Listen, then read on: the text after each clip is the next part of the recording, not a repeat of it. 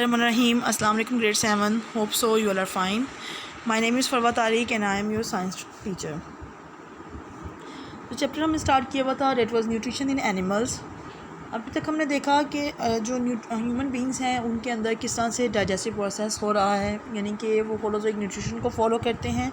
Holozoic nutrition यानी कि जो 5 स्टेप्स हैं होलोजोइक न्यूट्रिशन के, डेट आर इंजेशन यानी कि taking in food, then digestion, breaking down of food, then absorption यानी कि absorption of food, and then assimilation यानी कि utilization of nutrients, and the last one is digestion, means removal of waste materials or undigested food from the body। ठीक हो गया। ये 5 steps जो human beings थे ये इनके अंदर फॉलो हो रहे थे। इसी तरह आज हम जो देखेंगे वो न्यूट्रिशन इन रूमिनेंट्स यानी कि कुछ ऐसे एनिमल्स होते हैं जो कि जिनके अंदर सेम यही प्रोसेसेस फॉलो हो रहे होते हैं, यानी कि ingestion, digestion, absorption, assimilation and digestion. लेकिन इनके अंदर थोड़ा सा प्रोसेस यानी कि डाइजेशन के केस में थोड़ा सा प्रोसेस वेरी कर जाता है। ये वेरी क्यों कर जाता है? इस वजह से क्योंकि देखें कि कुछ एनिमल्स ऐसे होते हैं जो हर्बीवोर्स होते हैं। हर्बीवोर्स यानी कि जो सिर्फ प्लांट्स खाते हैं, ठीक है। जो प्लांट्स असल में जो एनिमल्स खा रहे होते हैं, जो प्लांट्स जैसे प्लांट्स कौन कौन से एनिमल खाते हैं, काऊ हो गया, बफेलो हो गया, शीप, डियर, ये सारे हर्बीवोर्स होते हैं। अब जो इनका जो फूड होता है यानी कि जो फूड ये ले रहे होते हैं वो रिच ऑफ सेलुलोज होता है। सेलुलोज एक कॉम्प्लेक्स शुगर है जिसको आसानी से डाइजेस्ट नहीं होती, ठीक है। सेलुलोज बेसिकली क्या है? एक कॉम्प्लेक्स शुगर है जो कि आसानी से डाइजेस्ट नहीं होती। उसकी डाइजेशन के लिए यानी कि उसकी कंप्लीट डाइजेशन के लिए जो रूमिनेंट्स होते हैं, बेसिकली जो कुछ एनिमल्स होते हैं उनको क्या करते हैं, उनके अंदर डिफरेंट चैम्बर्स होते हैं उनके स्टमक के अंदर, यानी कि उनके डाइजेशन का जो प्रोसेस होता है वो डिफरेंट फर्दर 3 जो स्टेप्स होते हैं उसके अंदर होते हुए वो कंप्लीट होता है। यानी कि उसकी कंप्लीट डाइजेशन फर्दर स्टमक के अंदर 3 चैम्बर्स के अंदर जाके उसकी फर्दर डाइजेशन होती है, तब जाके वो कम्प्लीटली डाइजेस्ट होता है। Then move to the next steps. ठीक हो गया। उसमें हम उसको थोड़ा सा डिटेल में देख लेते हैं कि वो किस तरह से हमारे पास जो रूमिनेंट्स होते हैं उनके अंदर किस तरह से डाइजेस्टिव प्रोसेसेस हो रहे होते हैं। ठीक हो गया। आपने कुछ एनिमल्स ऐसे होंगे जिनको देखा होगा कि वो क्या करते हैं, फूड को मुंह में ऐसे, जिसको जगाली करना बेसिकली कहते हैं, कि वो कॉन्टीन्यूसली कुछ खा रहे हैं या नहीं खा रहे, वो कॉन्टीन्यूसली उनका मुंह हिल रहा होता है, ठीक है। ये क्या करते हैं इसको जो फूडर होता है, बेसिकली उनका फूड होता है, जो भी ये चीज़ खा रहे हैं उसको क्या करते हैं, उसको क्विकली ले लेते हैं, यानी कि उसको तेज़ी से डाल लेते हैं मुँह के अंदर, उसको फिर स्टमक के अंदर ले जाते हैं, ठीक है। यानी कि स्टमक के अंदर उसको स्टोर कर लेते हैं। Animals can quickly eat the food and store it in a part of the stomach called rumen। मैंने आपको बताया था अभी थोड़ी देर पहले भी कि जो बेसिकली ये वाले एनिमल्स होते हैं जो कि हर्बीवोर्स होते हैं, उनके जो स्टमक्स होते हैं वो फर्दर 3 चैम्बर्स के अंदर डिवाइड हुआ होता है। इनके अंदर फर्दर डिफरेंट स्टेप्स हो रहे होते हैं, ठीक है, ताकि सेलुलोज की कंप्लीट डाइजेशन हो सके। ठीक हो गया। एनिमल्स क्या करते हैं इस केस में, फूडर को फटाफट उसको ले लेते हैं, उसको स्टमक में जाके स्टोर कर लेते हैं। इसको हम कहते हैं रूमेन। जिस पार्ट में वो स्टोर करते हैं, ये जो देखें ये पूरा स्टमक का पार्ट है, ठीक है, ये ऑइज़ोफेगस है, ये स्मॉल इंटेस्टाइन है, लेकिन ये जो सारा जो पार्ट है ये स्टमक का है, इसको हम कहते हैं रूमेन। ठीक हो गया। इसके बाद क्या होता है, food in rumen is partially digested and stored as cud. Rumen में यानी कि क्या होता है, जब इस जगह पे उसको वो पार्शली डाइजेस्ट करता है, यानी कि थोड़ा सा इसको फर्दर इसकी डाइजेशन होती है, इनकम्प्लीट डाइजेशन ही, पार्शली यानी कि थोड़ी बहुत डाइजेशन होती है, उसको कड की फॉर्म में स्टोर कर लेता है, ठीक है। These animals have ability to bring this cud to the mouth for complete chewing। यानी कि देखें वो फटाफट तो फूड को ले लेता है, उसको चूइंग का तो टाइम ही नहीं मिलता। वो क्या करता है, उसको लेके उसको जाके रूमेन में स्टोर कर लेता है एज अ कड। तो जब क्या होता है, कुछ एनिमल्स के अंदर एबिलिटी होती है कि वो उस कड को जो स्टोर हुआ होता है फूड, ठीक है, उसको क्या करें, वो जाके उसको वापस माउथ में ला के फर्दर उसकी चूइंग कर सकें। इस प्रोसेस को हम कहते हैं रूमिनेशन, ठीक है। यानी कि कुछ एनिमल्स जो कड होती है, जो थोड़ा सा पार्शली डाइजेस्टेड फूड होता है, उसको वापस मुंह में ला के उसकी फर्दर चूइंग करते हैं। इस प्रोसेस को हम कहते हैं रूमिनेशन। ठीक हो गया। एनिमल्स आल्सो हु च्यू कड आर कॉल्ड रूमिनेंट्स। और जो एनिमल्स इस तरह से कड को च्यू करते हैं यानी कि चबाते हैं उसको हम कहते हैं रूमिनेंट्स, ठीक है। अब जो रूमिनेंट्स होते हैं इनके 4 चैम्बर्स होते हैं स्टमक के अंदर। The stomach of a ruminant has 4 chambers. Number 1 is rumen and this is rumen. Reticulum, this one is the reticulum, then is omasum, and third one is omasum, and the fourth one is abomasum। ठीक हो गया। यानी कि जो 4 chambers हैं इनके अंदर complete जब डाइजेशन हो जाती है इनके स्मॉल इंटेस्टाइन के अंदर जाके, देन हम कहते हैं कि वो फूड बिल्कुल कंप्लीट डाइजेस्ट हो चुका है। तो ये 4 चैम्बर्स के अंदर स्टेप बाय स्टेप डाइजेस्ट होता है, इसको हम देख लेते हैं। सबसे पहले हमारे पास जो आता है, the food is swallowed by the ruminant the food swallowed by the ruminant enters the first biggest chamber, rumen।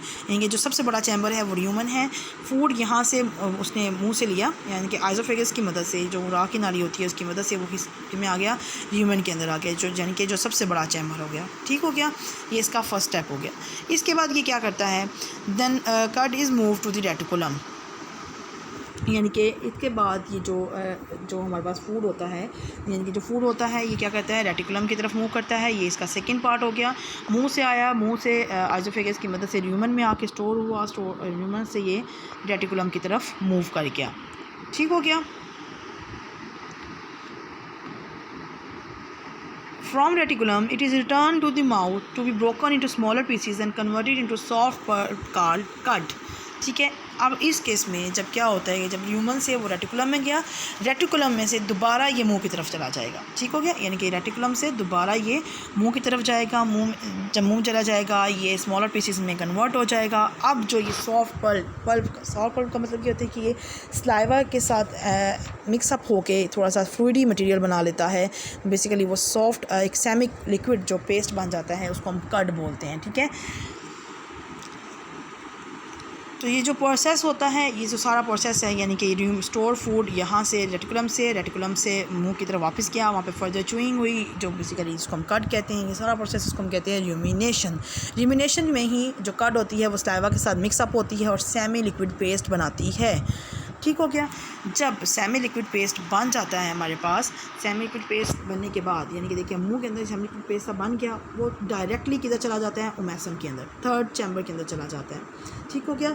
Then it is push directly in the third chamber called omasum. ये हमारे पास थर्ड चैम्बर आ गया। फिर जो last chamber है, यानी कि omasum से जो फूड होता है वो किधर चला जाता है, एबोमेसम में। इस केस में हमारे पास क्या होता है, in this fourth chamber digestive juices mix with the semi liquid curd, these juices break down the food into simpler form. इस केस में आके जो सेमी डाइजेस्टिव यानी कि जो पार्शली डाइजेस्टिव फूड होता है वो डाइजेस्टिव जूसेस के साथ मिक्सअप होता है।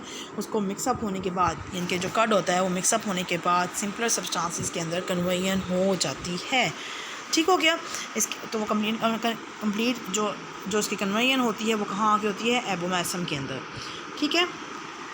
इसी तरह जब एबोमेसम के अंदर आ जाता है तो ये जो हमारे पास कंप्लीट ये जो प्रोसेस हो चुका है, यानी कि ये कहाँ से गया, यानी कि माउथ से आया, माउथ से उसने र्यूमन यानी कि बिगेस्ट चैम्बर के अंदर गया, बिगेस्ट चैम्बर से ये रेटिकुलम में गया, रेटिकुलम से वापस मुंह की तरफ गया और वहाँ जाके फर्दर इसकी च्यूइंग हुई और ये कट की फॉर्म में स्टोर हो गया।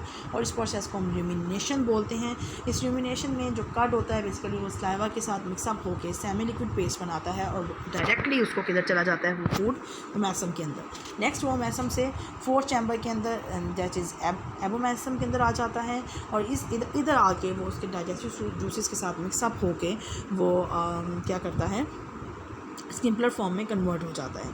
ठीक है। इसके बाद क्या होता है हमारे पास, इसके बाद जो सारा इस जो प्रोसेस चारों चैम्बर्स के अंदर से होते हुए जो एबोमेसम से जो फूड होता है वो स्मॉल इंटेस्टाइन की तरफ चला जाता है। ठीक है। जैसा ह्यूमन के अंदर होता है ना कि जैसे हमारे पास मुंह से स्टार्ट हुआ, स्टमक क्या है, स्टमक में सारी डाइजेशन हुई और वो क्या चला गया किधर, स्मॉल इंटेस्टाइन के अंदर। इसी तरह इनका जो ये वाला स्टमक होता है इसको हम क्या बोलते हैं, ये जो पूरा जिसके अंदर पूरा प्रोसेस हो रहा है, यानी कि पूरे जो कंप्लीट जब डाइजेशन होती है इसको हम कंपाउंड स्टमक बोलते हैं। ठीक है। इस केस में वो अब क्या करेगा, बाकी सारा प्रोसेस स्टमक तक थोड़ा सा चेंज है, बाकी सारा प्रोसेस जैसा ह्यूमन बींग्स के अंदर हो रहा था कि वो स्टमक से इंटेस्टाइन की तरफ चला जाता है, कि जो बाकी की डाइजेशन होती है वो इंटेस्टाइन में होती है।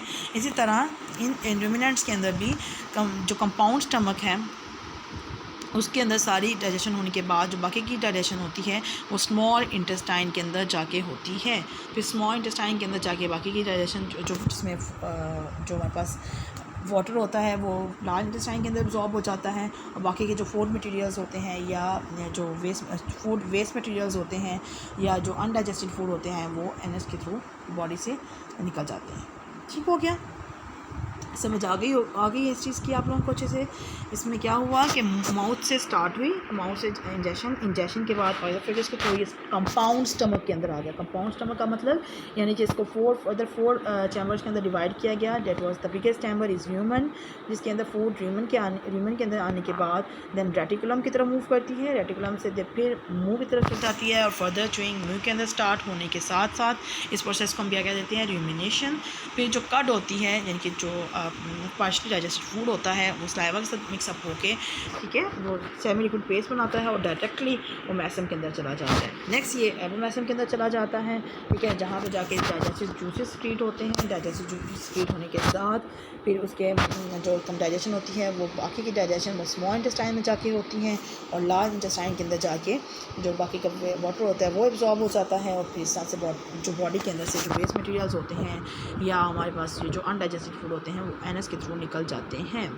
ठीक हो गया। इस कंप्लीट प्रोसेस की आपको समझ आ गई होगी। सिंपल थोड़ा सा प्रोसेस इसका ह्यूमन बींग से चेंज था, वो ये था कि जो स्टमक के अंदर का जो प्रोसेस है वो थोड़ा सा लंबा होता है। वो क्यों लंबा हो जाता है, क्योंकि हमें पता है कि जो र्यूमिनेंट्स हैं ये हर्बीवोर्स हैं, यानी कि ये प्लांट्स खाते हैं और वो रिच इन सेलुलोज होते हैं।